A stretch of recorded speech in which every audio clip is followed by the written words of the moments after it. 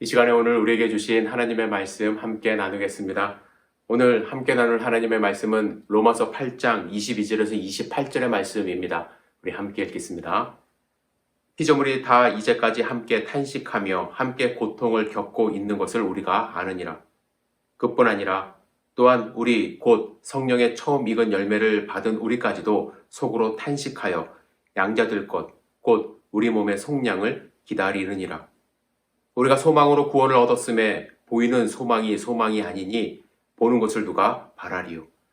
만일 우리가 보지 못하는 것을 바라면 참으로 기다릴지니라. 이와 같이 성령도 우리의 연약함을 도우시나니 우리는 마땅히 기도할 바를 알지 못하나 오직 성령이 말할 수 없는 탄식으로 우리를 위하여 친히 간구하시느니라. 마음을 살피시는 이가 성령의 생각을 아시나니 이는 성령이 하나님의 뜻대로 성도를 위하여 간구하심이니라. 우리가 알거니와 하나님을 사랑하는 자, 곧 그의 뜻대로 부르심을 입은 자들에게는 모든 것이 합력하여 선을 이루느니라. 아멘. 주실 말씀을 기대하며 잠시 기도드리겠습니다. 사랑과 은혜가 충만하신 아버지 하나님, 주님의 말씀을 마음가운데 새기기를 원합니다.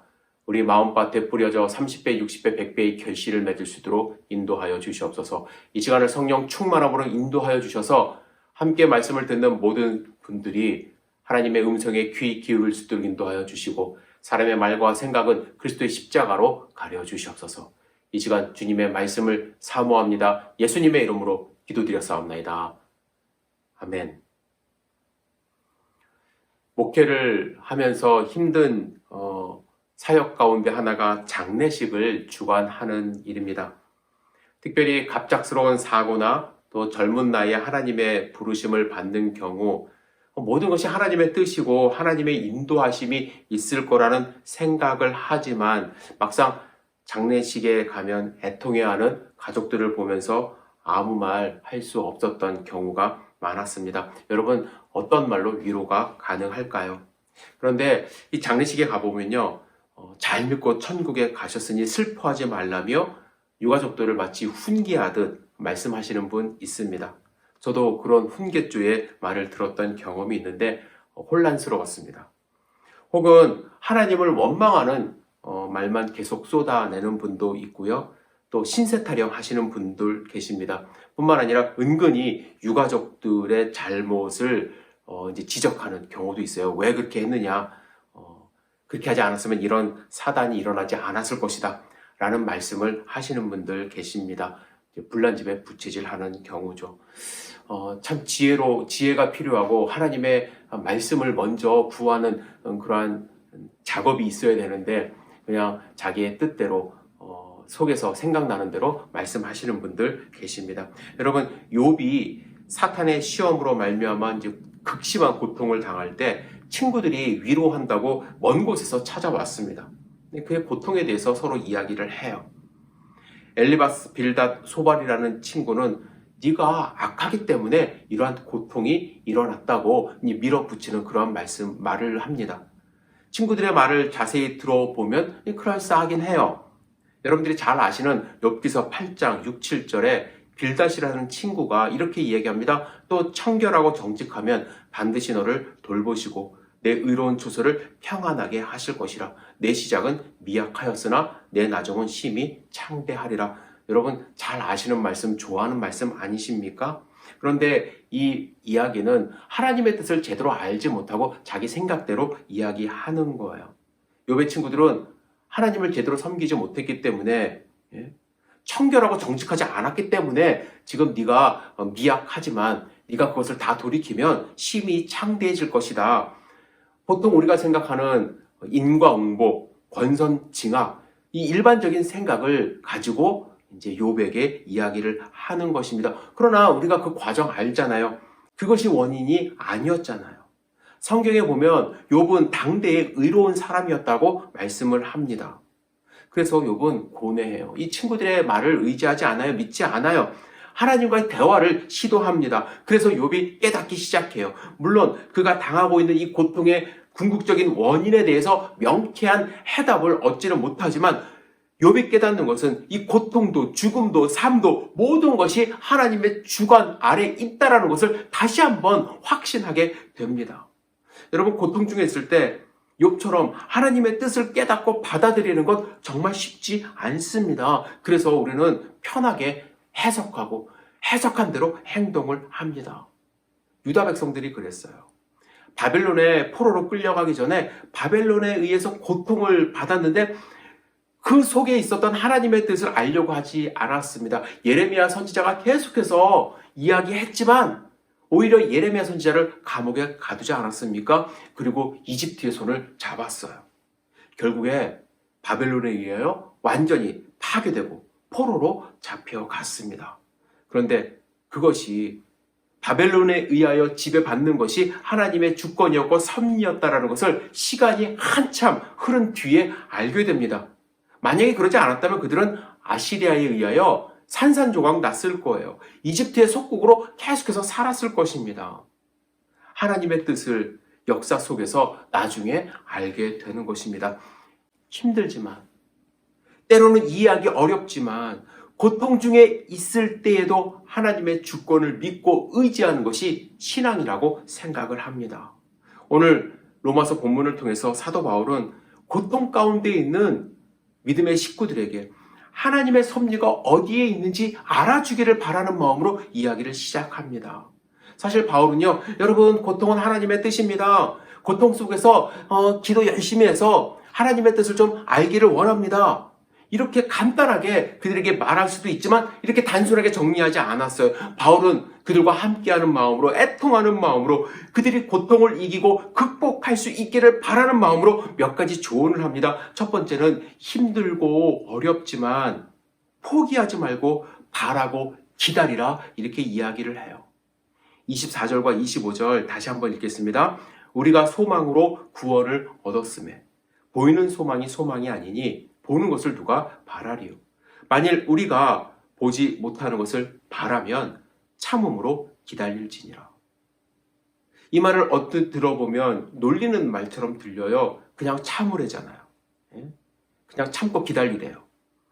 사탕 하나라도 쥐어주면서 참으라고 하면 좋을 텐데, 그죠? 그냥 참고 기다리래.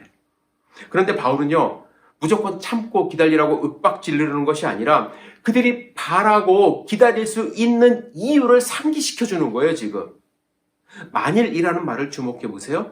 만일 우리가 보지 못하는 것을 바라면 이라고 이야기를 합니다.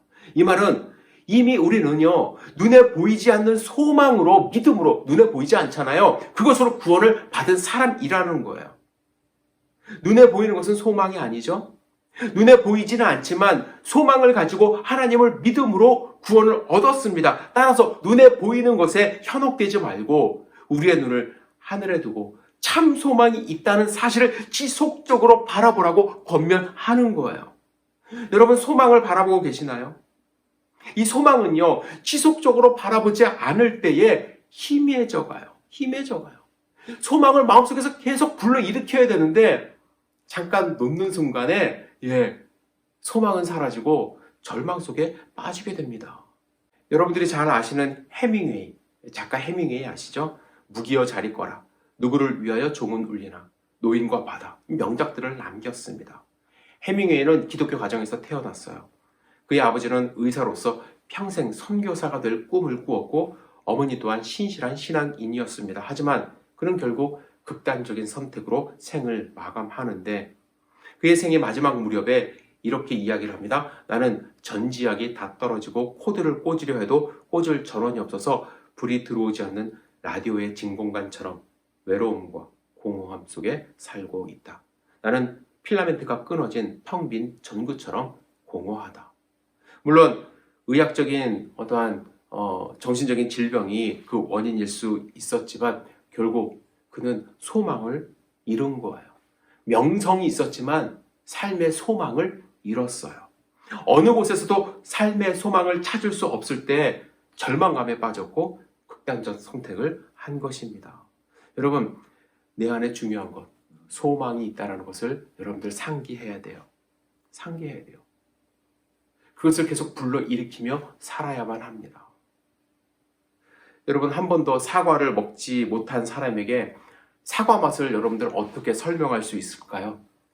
한 번도 사과를 본 적도 없고 먹어본 적이 없는 사람에게 전화로 한번 사과의 맛을 설명해 본다고 여러분들 가정해 보세요. 어떻게 설명할 수 있겠습니까?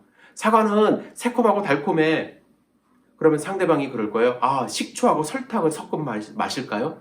아니잖아요. 아니야, 사과는 새코롬하고 달짝지근하기도 해. 그리고 아삭아삭 씹혀.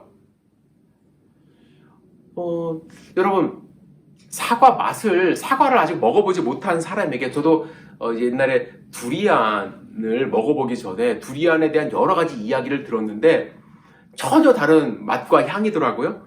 예. 뭐 들었던 것보다는 그렇게 심한 향이 나지는 않았는데 제가 먹어본 두리안은 마찬가지예요. 사과도 마찬가지입니다. 어떻게 해야 될까요? 사과를 보내면 돼요. 보내야 돼요. 보내서 일단 먹어보라고. 내가 무슨 말을 하는지 알 거라고. 제가 왜 이 말씀을 드리냐면 소망이 그렇다라는 거예요. 천국의 소망을 모르는 분들, 소망이 없는 분들, 이 소망을 설명할 길이 없다라는 거예요.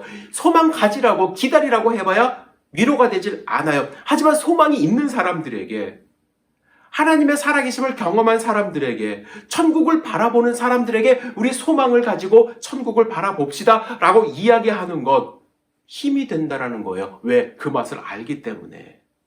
여러분, 바라보셔야 돼요. 기대하셔야 돼요.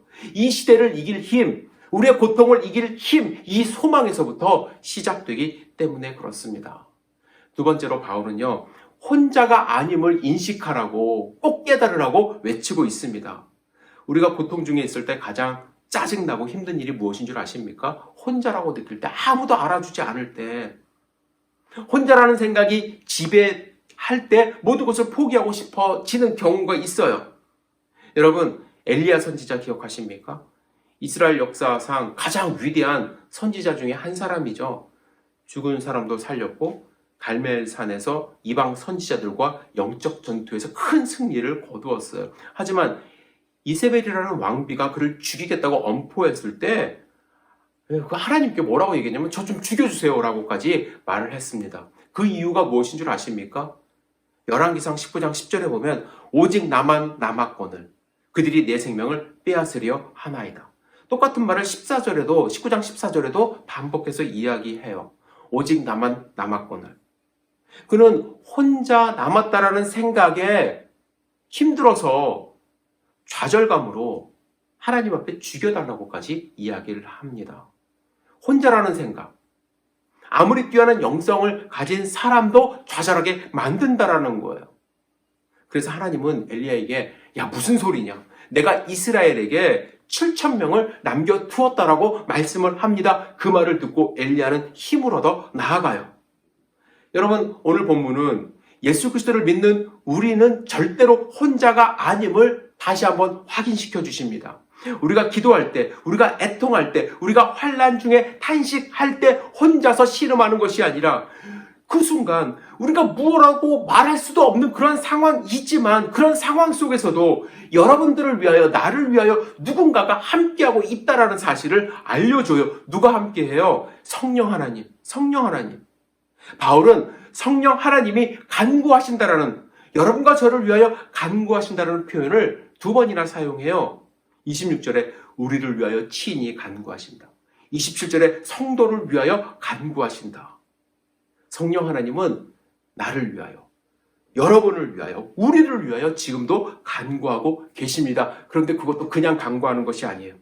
우리가 구할 것을 알지 못하는 그 순간에도, 우리가 할 말을 잃은 그 순간에도 말할 수 없는 탄식으로 우리를 위하여 간구하신대요.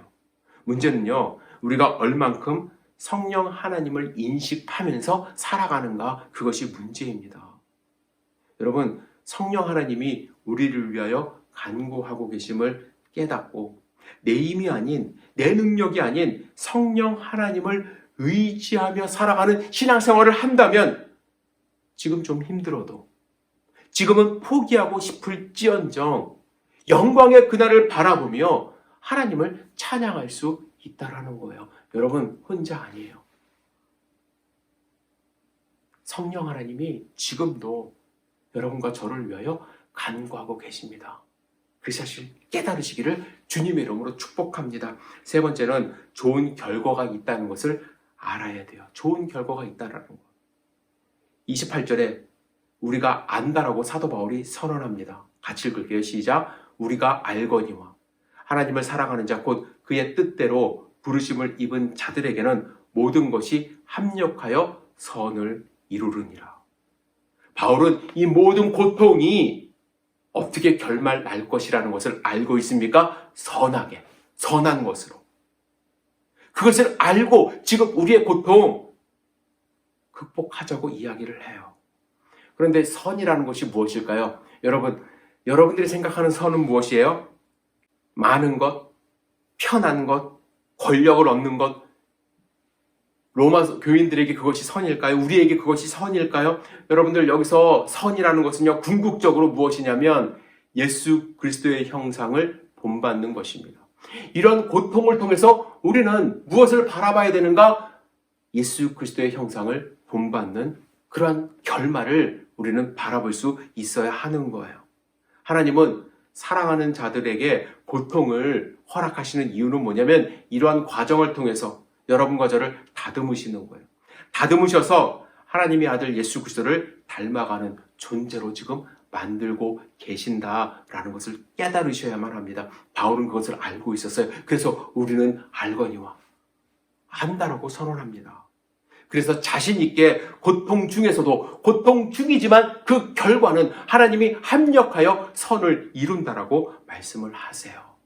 여러분, 이러한 고통이 선이 되기 위하여 우리가 해야 할 두 가지가 있습니다. 첫 번째는 내 자신을 드려야 돼요. 나는 가만히 있고 하나님 선을 이루세요. 안 된다라는 거예요. 하나님의 본문에서 합력한다고 말씀을 합력한다.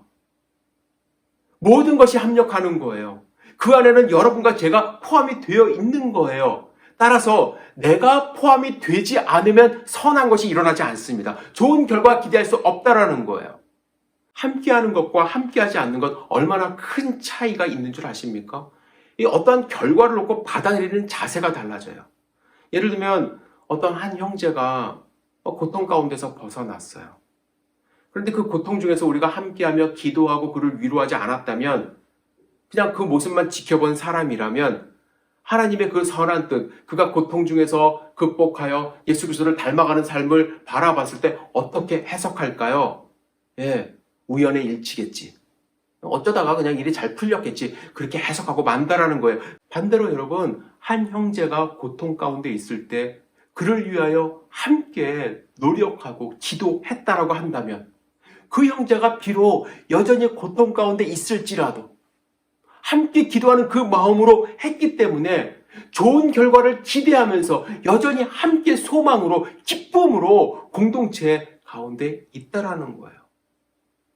고통 중에 있는 형제들과 하나가 되고 함께 그리스도를 닮아가는 선한 공동체의 모습, 나의 모습, 그 형제의 모습을 발견한다라는 거예요. 내가 함께하지 않으면, 내가 그 자리에 있지 않으면 합력하여 선을 이루는 하나님의 역사를 절대로 경험할 수가 없어요. 여러분, 뒷짐지고 뒤에 서 계지 마세요. 그 시간에 무릎 꿇고 하나님께 기도할 때 하나님의 선하신 좋은 결과, 예수 그리스도를 닮아가는 우리의 모습을 우리는 발견할 수가 있습니다. 또 한 가지 여러분께 부탁드리고 싶은 것은 성령 충만해지셔야 돼요. 성령 충만해지셔야 돼요. 합력하여 선을 이루기 위하여 내 자신을 드리는 것과 더불어서 늘 성령 충만한 삶을 살려고 노력하셔야만 합니다. 여러분, 성령 하나님을 사모하고 계십니까? 성령 하나님이 내 안에 계실 때만 우리는 하나님의 뜻을 알 수가 있고 힘을 얻고 버틸 수가 있는 것입니다. 여러분, 혹시 지금 어려운 상황 가운데 있습니까? 어려운 상황 가운데 있을지라도 성령 하나님만 계신다면 그 상황 우리는 극복할 수가 있어요. 여러분, 베드로는요, 은과 금은 내게 없지만 내게 있는 것을 내게 준다라고 이야기하며 40년간 앉아있던 사람을 일으켜 세웠어요. 여러분, 그에게 있었던 것이 무엇입니까? 성령 하나님이에요. 성령 하나님. 여러분에게 있는 것은 무엇입니까? 여러분, 우리는 나아가서 무슨 병든 자를 고치는 능력, 그거 제가 이야기하는 거 아니에요. 우리 금, 은 없을 수 있어요. 그죠? 우리 많이 없어요. 그리고 우리의 삶 가운데 고통이 계속해서 있을 수 있습니다. 하지만 내 안에 성령 하나님만 계신다면, 하나님의 능력의 손길을 경험하는 그 소중한 삶을 살 것이고, 여러분, 성령 하나님으로 이 세상을 넉넉히 승리하며 살아갈 수가 있는 것입니다. 성령 충만을 사모하십시오. 성령 충만을 위하여 기도해 보십시오. 성령이 충만해질 때 변하는 나의 삶을 경험해 보십시오. 성령 하나님이 우리와 함께 하실 때 우리의 삶을 변화되고 하나님과 합력하여 선을 이루어 내가 예수 그리스도를 닮아가는 소중한 삶을 살 수 있으리라 저는 확신합니다. 일주일간 여러분 어떻게 사시겠습니까? 세상 가운데 어떻게 사시겠습니까? 직장 생활하는 것, 학교에서 공부하는 것, 때로는 힘들고 어렵습니다. 그죠? 또 나의 믿음이 줄어드는 것 같은 그런 불안한 그런 상황도 있어요. 하지만 어떠한 상황 속에서도 하나님이 여러분과 함께하고 계신다는 사실을 믿고 하나님과 모든 것에서 합력하여 선을 이루는 소중한 삶 사시기를 주님의 이름으로 축복합니다. 기도하겠습니다.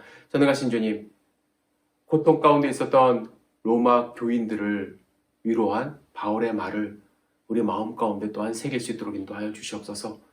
우리의 삶이 때로는 힘들고 어렵다 할지라도 하나님을 의지하는 믿음 잃지 않도록 인도하여 주시고 소망 가운데 하루하루 살아가고 성령 충만함으로 주님을 경험하며 살아갈 수 있도록 인도하여 주시옵소서. 예수님의 이름으로 기도드렸사옵나이다. 아멘.